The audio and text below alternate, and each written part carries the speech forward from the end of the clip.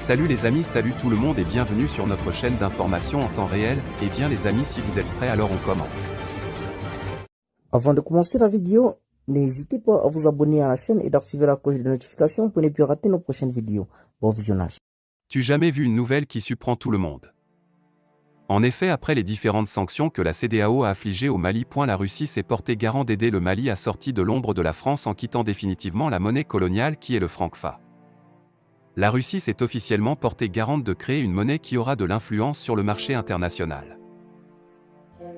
Mali, les autorités protestent après le survol d'un avion militaire français. Gazelle de l'opération Barkhane au Mali. La CEDEAO a fermé ses frontières avec le Mali dans le cadre des sanctions de l'institution régionale destinée à forcer Bamako à organiser rapidement des élections.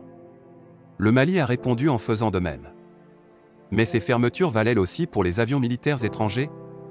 Le gouvernement malien a émis une protestation après qu'un gros porteur de l'armée française a coupé sa radio pour franchir la frontière malienne et aller se poser à Gao. LA-400M de l'armée de l'air effectuait la liaison Abidjan-Gao.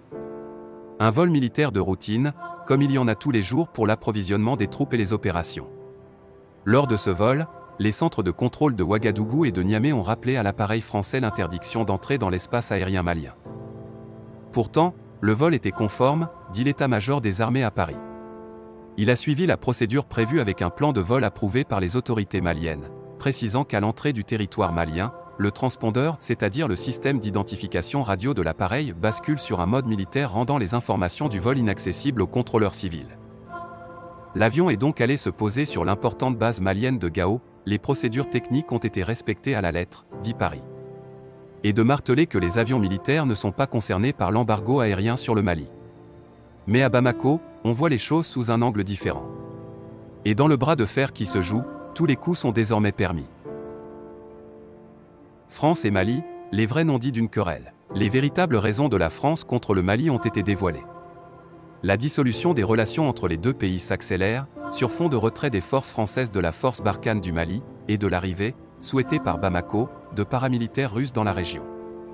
Mais en réalité, d'après le Témoin, c'est la décision du Mali de ne plus faire transiter ses recettes d'exportation dans le compte d'opération du Trésor français qui a provoqué la colère de Macron. Bamako veut ouvrir des négociations avec les groupes djihadistes, ce que ne veut pas Paris. Ensuite, le gouvernement malien souhaite accueillir des mercenaires russes de la société privée Wagner, ce que ni Paris, ni les alliés européens de l'opération Barkhane ne voient d'un bon œil. L'arrivée des Russes dans son pré-carré est perçue comme une menace par la France. Pour Bamako, c'est le retour d'un ancien allié, moins regardant que Paris sur la mal-gouvernance ainsi que sur le retour à l'ordre constitutionnel et démocratique.